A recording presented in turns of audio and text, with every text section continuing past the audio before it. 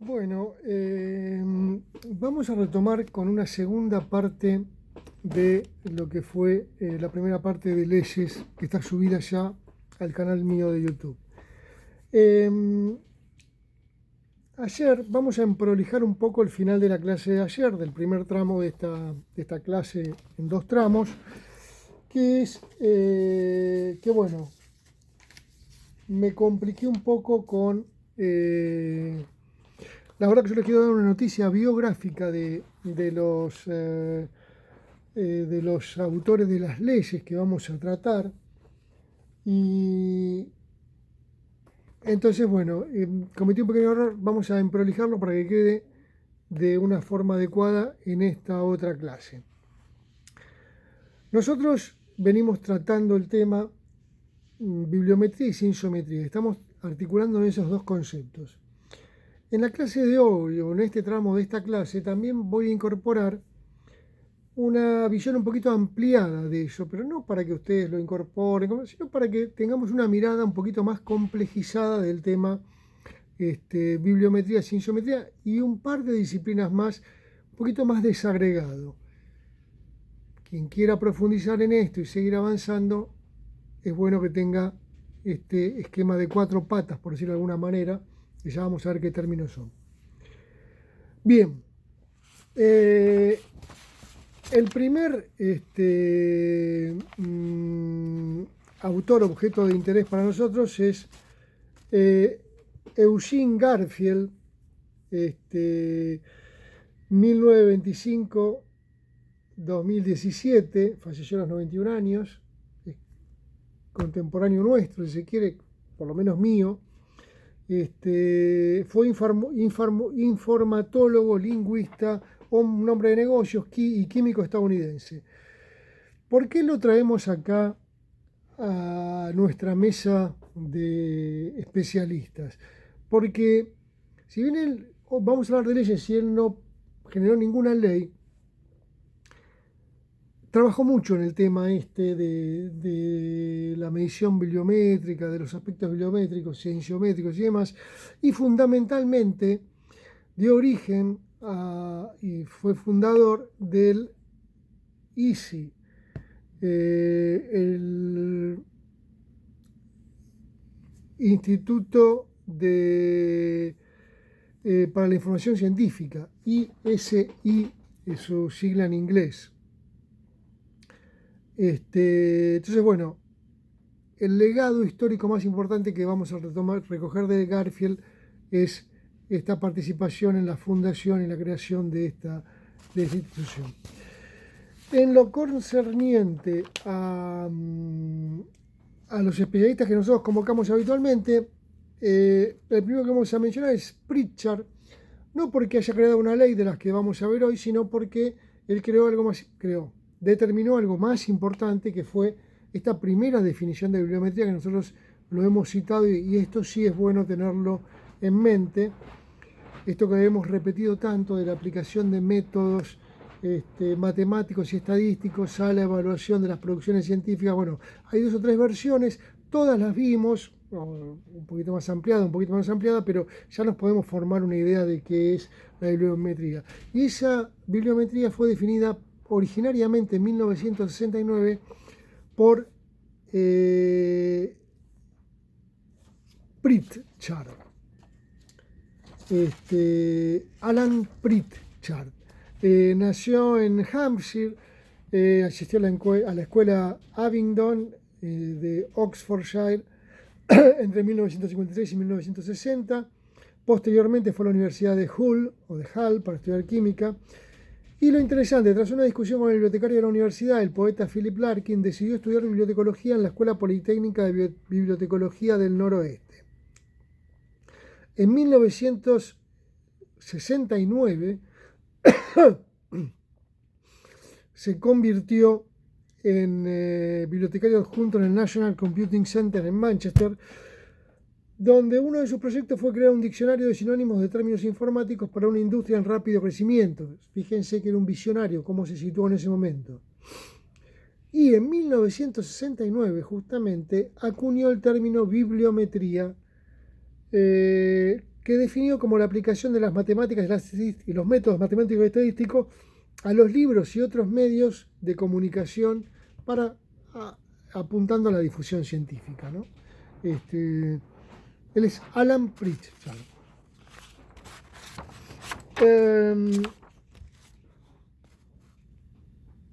Primera ley. No, primer intelectual convocado por nosotros. Después les voy a hacer un rápido raconto de la aparición de las leyes, pero es Alfred James Lotka, 1880-1949, biofísico estadounidense, matemático, físico, químico y estadístico, reconocido por su trabajo, venía de otro ambiente científico, reconocido por su trabajo en dinámica de poblaciones y energética. Dentro de los trabajos a los que le dedicó tiempo con buenos resultados, uno fue la bibliometría, campo dedicado al estudio de las publicaciones científicas. Lotka se destacó y aún destaca por contribuir con la ley de Lotka, la cual se relaciona con la productividad de los científicos. La ley de Lotka se conoce como ley de productividad científica. Después vamos a ver qué es. Cualquiera de los dos términos es válido. Como lo señaló Poitier en 1981, bueno,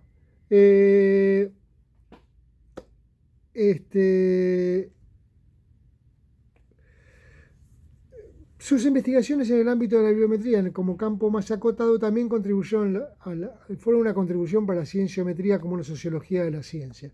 Esa ciencia de la ciencia. Después vamos a ver una mirada un poquito más compleja de la que venimos manejando. Nosotros estamos con López originalmente, con estas dos ideas de bibliometría y cienciometría. Seguimos ese hilo conductor, no nos apartamos, pero hoy les voy a incorporar una mirada un poquito más compleja para que ustedes lo tengan como complementaria. No se les va a exigir en términos evaluativos, pero sí creo que es un aporte interesante para que ustedes lo sepan, para que nos vayamos situando. Lotka, primera ley, segundo autor convocado dentro de lo que son las leyes. Primero convocamos a Garfield porque creó el Instituto de Información Científica, y después convocamos a Pritchard porque definió la bibliometría. Fue el primero que definió la bibliometría. Después a Lotka, que fue la primera ley significativa, y ahora a ZIPF, Z-I-P-F. 1902-1950, fue un lingüista y filólogo estadounidense. Estudió sus sucesos estadísticos en diferentes idiomas. Obtuvo su licenciatura y maestría y doctorado en la Universidad de Harvard, aunque también estudió en la Universidad de Bonn y en la Universidad de Berlín. Observó que dentro de un texto se puede advertir que el uso de las palabras está claramente definido en términos estadísticos por valores constantes. Buscó valores constantes en términos estadísticos de los términos conceptuales dentro de los textos. Importante, vamos a ver la importancia de esto. La frecuencia con que los vocablos aparecen en un texto están sujetas a unas relaciones matemáticas que denominamos las leyes de Zipf. Bueno, él se definió como un estadístico de la ecología humana y constató que las palabras más cortas eran de uso más frecuente en el escrito que las largas, y adquirían un mayor protagonismo a lo que él definió como la ley del menor esfuerzo, pero que podemos denominar nosotros como la ley de economía conceptual.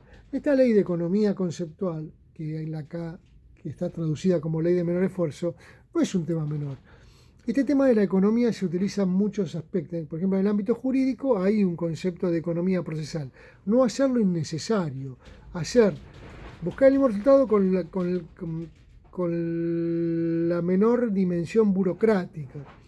Y en otros aspectos también se habla de esto de la economía conceptual. Cuando veamos los sistemas de organización del conocimiento, también está el concepto de economía conceptual. Nosotros buscamos hacer una economía conceptual para no tener tanta dispersión. Lo que buscamos es mayor precisión, y para eso la economía conceptual es importante. En ese sentido, no como la ley de menor esfuerzo, como de vagancia, sino que en ese sentido está dicho lo de Zipf. Finalmente, Bradford, Samuel Clement Bradford, 1878-1948, fue un matemático, bibliotecario, documentalista e informatólogo británico. Formuló en bibliometría la ley de dispersión de la literatura científica, conocida como la ley de Bradford, además de establecer teorías de información y documentación científica. Desarrolló la ley de Bradford o de dispersión con respecto a las diferencias en la demanda de revistas científicas. Este trabajo influyó en la bibliometría y en el análisis de citas de publicaciones científicas. Bradford fundó la Sociedad Británica para la Bibliografía Internacional y fue elegido presidente de la Federación Internacional de Información y Documentación, FID, en 1945. Bradford fue un firme defensor de la UDC y de establecer resúmenes en la literatura científica. Después la vamos a ver en detalle. Bradford lo que hizo, la lógica de Bradford, que son las dos primeras que vamos a abordar, la de dispersión científica, la ley de dispersión, y la de productividad, que es la de Lotka, y esta de dispersión, que es la de Bradford. La de Bradford lo que intenta decir es, ambas leyes están basadas en una ley que viene de la economía, que es la famosa ley de Pareto, que atravesó la actividad científica en términos de ciencias sociales. Esta ley de Pareto que dice en lo económico o en lo socioeconómico que el 20% de la población, yo creo que hoy es un 10-90, pero Pareto lo planteó en términos de 80-20, el 20% de la población acumula la mayor capacidad económica o puede consumir el 80% de los recursos económicos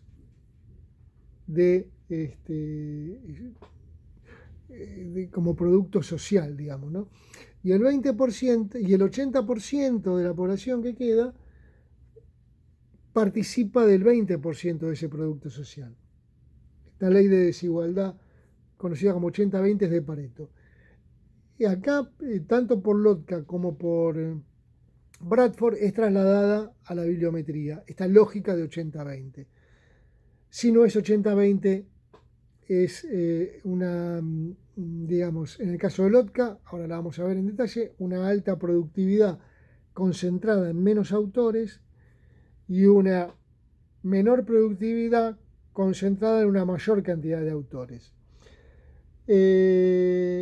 Entonces, partiendo del conocimiento de cuántos autores escriben un artículo, Lotka consideró que se podía hacer un cálculo probabilístico para determinar cuántos trabajos podría hacer un autor o cuántos autores podrían ser. Ahora lo vamos a ver, es una proporción inversa de una cuadratura inversa. Después se reformuló, pero nosotros nos vamos a quedar con esta visión original de Lotka. Y Bradford lo que hace, esto se los resumo, se los presento, Bradford lo que hace es decir, bueno, la concentración de artículos sobre un tema en un reducido número de publicaciones científicas y una mayor dispersión a medida que uno se aparta del núcleo de revista. Y después lo refleja como círculos. ¿Cómo sería la cosa? Si en un tema yo dispongo de 10 revistas, pongamos, y ahí se publican 12 artículos en un año, dice Bradford, en ese núcleo de 10 revistas se publican 12 artículos en un año.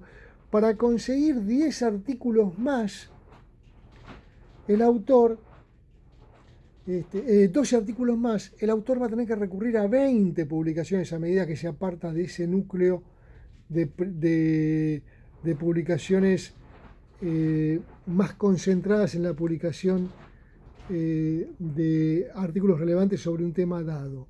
¿Se entiende?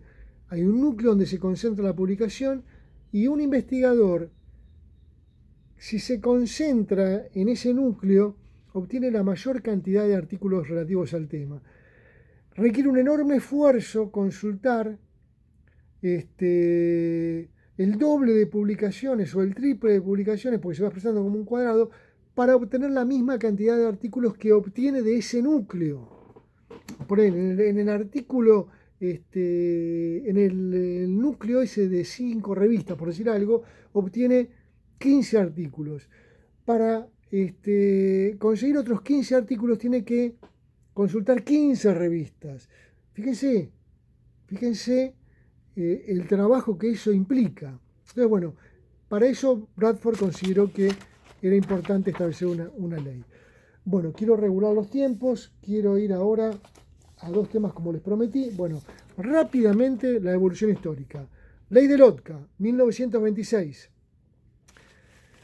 Hay un número de autores que publican, o sea, un determinado número de autores que publican una X cantidad de trabajos sobre una materia, y esto es inversamente proporcional, o sea, está arriba como numerador, y en el denominador está el cuadrado de la cantidad de libros. Ahora lo vamos a ver en un gráfico y en una tablita. 1926. Ley de Bradford de dispersión bibliográfica, o también se llama de secuencia decreciente, de productividad decreciente, como a medida que nos alejamos del núcleo, la productividad de las revistas es decreciente. Se encuentran menos artículos y hay que consultar más revistas. Esta productividad decreciente de las publicaciones científicas a medida que nos apartamos de ese núcleo concentrado. Ese es Bradford, 1934.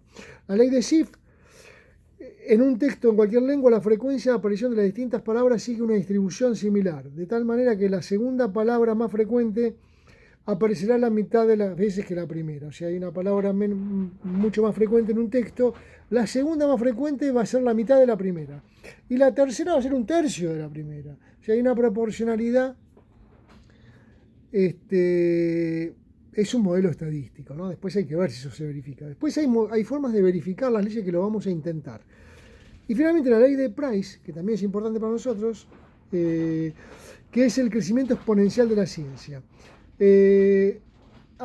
Cuando se instala un tema, dice Price, o una disciplina científica, tiene un crecimiento exponencial en los 10 o 15 años iniciales, donde generalmente se duplica la producción científica. Y después eso tiende a decrecer. Primero se da meseta y después tiende a decrecer. Entonces, Lotka, 1926, Bradford, 1934, Schiff, 1949, Price, 1961. Como verán, prácticamente está todo en la mitad del siglo XX. Bien, análisis histórico, noticia biográfica, análisis histórico. Un hindú dedicado a la biotecnología, Sengupta, 1992.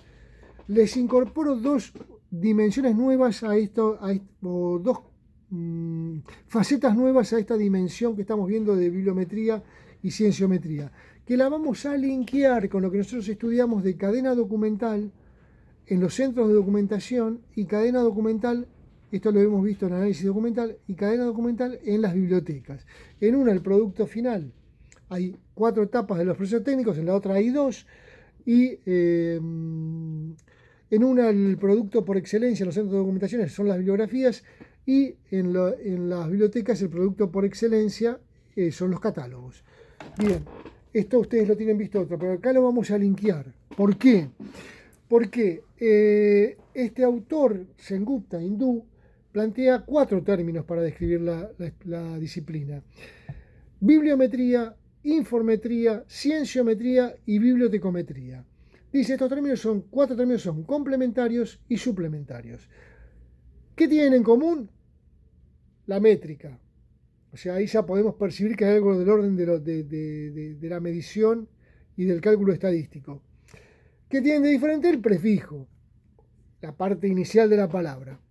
¿Cómo lo diferenciamos? Bueno, si aplicamos estas técnicas estadístico-matemáticas a la organización y servicios bibliográficos, ya hemos visto que eso, como les digo, la bibliografía es el producto por antonomasia de los centros de documentación. Si yo hablo de organización y servicios bibliográficos, me estoy refiriendo a un centro de documentación.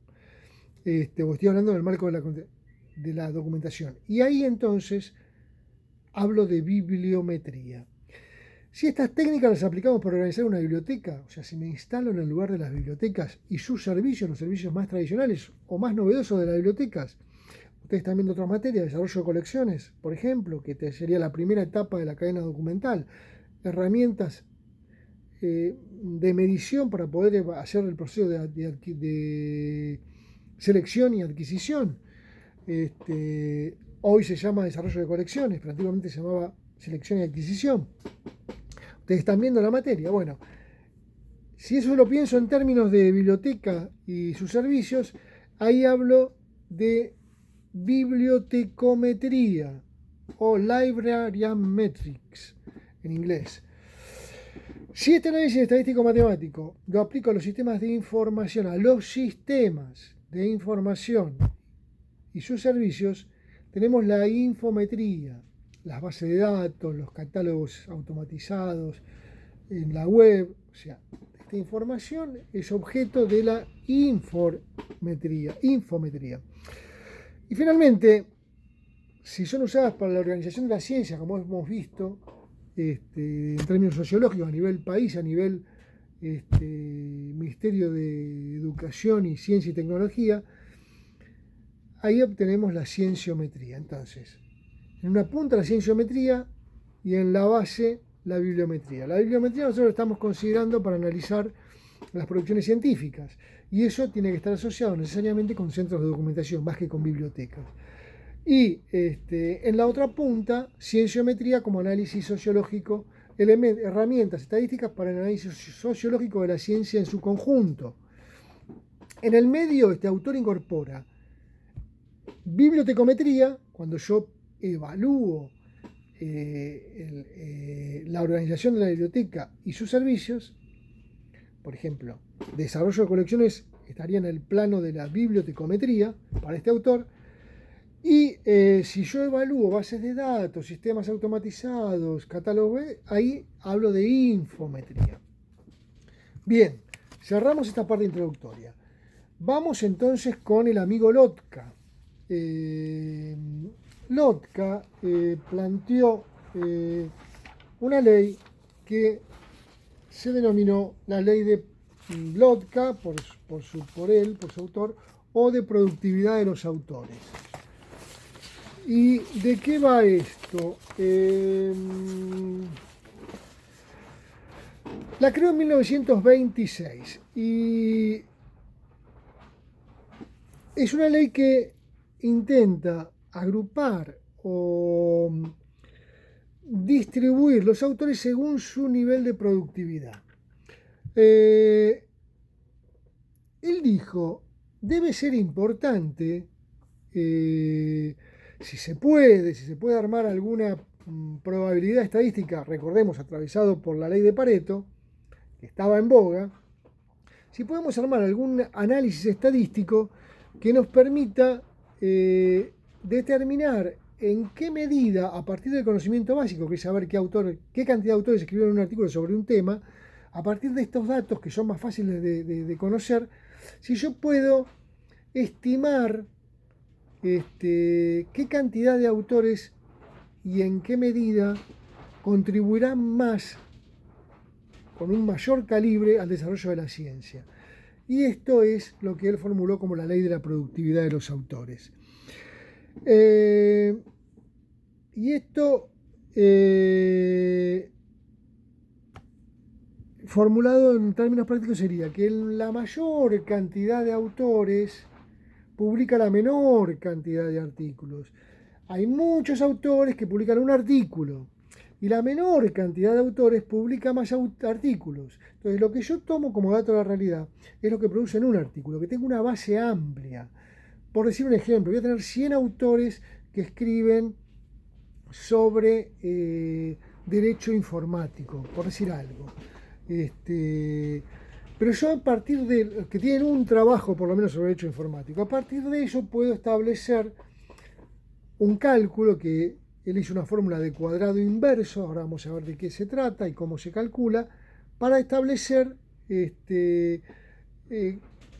cuántos trabajos irían haciendo, cuántos autores participarían de sobre esa base de una determinada cantidad de trabajos. ¿Cómo se formula? Yo digo, tengo 100 que escriben un artículo, por ejemplo, en este caso sobre derecho informático. Ese es el dato que tengo. ¿Qué dato quiero buscar? ¿Cuántos escriben 2 artículos según esta ley de proporcionalidad? Entonces yo digo, ¿cuántos autores escriben? Yo sé que 100 escriben un artículo. Entonces quiero saber cuántos escriben 2 artículos. Y entonces hago AN, que es cantidad de, estoy buscando la cantidad de autores yo. AN es mi incógnita. N número de autores. N es el número de autores. A es autores. Yo estoy buscando el número de autores. Voy a calcularlo para 2 artículos. Yo ya sé que para un artículo tengo 100. Ahora quiero saber cuántos autores voy a tener para 2 artículos con este cálculo estadístico. Entonces tomo mi incógnita, que es qué cantidad de autores, A sub n es qué cantidad de autores, desconozco, quiero buscar ese dato, es igual a 100, o sea, la cantidad de autores subexámine que yo tengo, que son estos 100 que sé que escribieron un artículo sobre derecho informático, 100 sobre, es un cuadrado inverso, sobre 2, porque quiero saber cuántos autores escribieron 2 al cuadrado, es un cuadrado inverso. Entonces, yo sé que 100 autores escribieron un artículo sobre derecho informático. Quiero saber cuántos autores escribieron 2. Entonces, mi incógnita es cuántos autores. Igual. Conozco, mis datos son 100 autores para un artículo. Entonces, en la fórmula pongo los 100 autores que conozco que escribieron un artículo y abajo dividido por, ahora estoy buscando 2 artículos, entonces hago 2 elevado al cuadrado. Es un cuadrado inverso. ¿Cuánto me da esto? 100 sobre 2 al cuadrado, que es 4, o sea, 2 al cuadrado es 4, 100 sobre 2 al cuadrado, que es 4, me da 25. Con esta fórmula, 25 autores escribieron 2 artículos. Bien, y con esto voy armando una tabla yo. Bien, esta es la lógica para que ustedes la entiendan. Después vamos a ver cómo esto ha variado, se ha ajustado esta ley, se ha modificado un poco y después vamos a ver cómo la comprobamos en las bases de datos de hoy, Scopus, todas las bases que se dedican a estas metrías o a estas bases de datos científicas. Ahora busco 3. Yo sé que 100 autores escribieron un artículo. Apliqué la fórmula para saber cuántos autores escribieron 2 artículos y me dio 25 autores. Ahora quiero saber cuántos autores escribieron 3 artículos. ¿Y qué hago? Mi incógnita es cuántos autores. A mayúscula sub n. N es número. ¿Qué número de autores escribieron 3 artículos? Entonces mi incógnita es A sub n igual. Arriba sigo teniendo los 100, porque 100 son los que yo conozco que escribieron un artículo sobre derecho informático. ¿Por qué lo divido? Dividido 3, porque estoy buscando cuántos autores escribieron 3 artículos, al cuadrado, porque es una fórmula de cuadrado inverso. Entonces, esto me da 3 por 3, 9, 100 dividido 9 me da 11,8, redondeo a 11. Quiere decir que 11 autores, no puedo partir un autor en pedacitos, digo que 11 autores escriben 3 artículos. Sigo avanzando, siempre aplicando el método estadístico. Ustedes van viendo cómo se va acrecentando, cómo se va concentrando a mayor número de libros, menos autores. Quiero saber cuántos escribieron 4 artículos. Vuelvo a la misma incógnita. ¿Cuántos autores? ¿Cómo se escribe? A sub n. N es número y A mayúscula autores. ¿Qué número de autores escribieron 4 artículos? A sub n igual 100, que siguen siendo los 100 que yo sé que escribieron un artículo, dividido 4, porque estoy buscando cuántos escribieron 4, al cuadrado. 4 por 4, 16, entonces tengo que hacer 100 dividido 16. 100 dividido 16 me da 6,25. Quiere decir que con la aplicación de este método estadístico matemático, yo llego a la conclusión de que 6 autores escribieron 4 artículos. Fíjense, 100 escribieron 1. Y ahora estoy en 6 autores. Fíjense cómo cae el número de autores, el número de artículos. Cómo cae el número de autores cuando sube un poco la cantidad de artículos. De 100 autores que tenía un artículo, ahora ya tengo 6 autores con 4 artículos. Quiero saber cuántos escribieron 5 artículos. Entonces, la incógnita mía es A sub n sigue siendo la A mayúscula autores sub n el número. O sea, eso significa número de autores igual 100, porque siempre son 100 los que originales que yo tomé para que escribieran un artículo sobre derecho informático, y en este caso lo divido por 5 al cuadrado. 5 por 5, 25, 100 dividido 25, 4. Quiere decir que para 5 artículos tengo 4 autores, cada vez menos autores con más artículos, siguiendo esta lógica estadístico-matemática.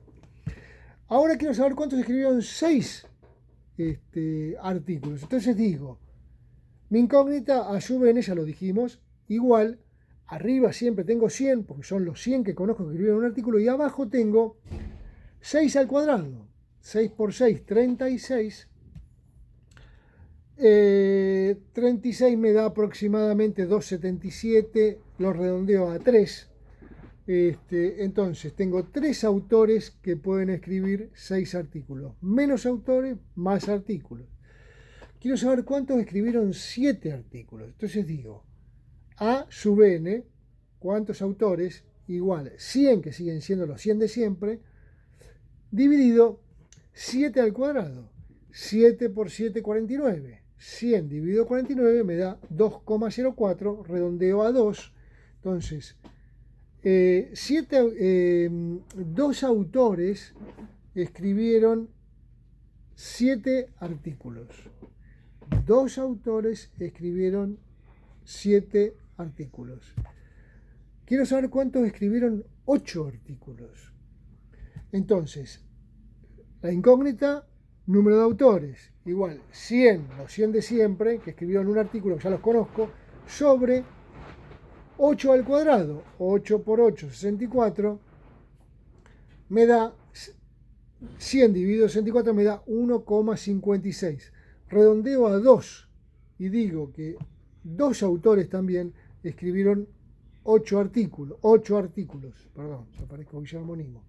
Quiero saber cuántos escribieron 9 artículos. Entonces digo, cantidad de autores A sub n igual 100 sobre 9 al cuadrado. 9 por 9, 80.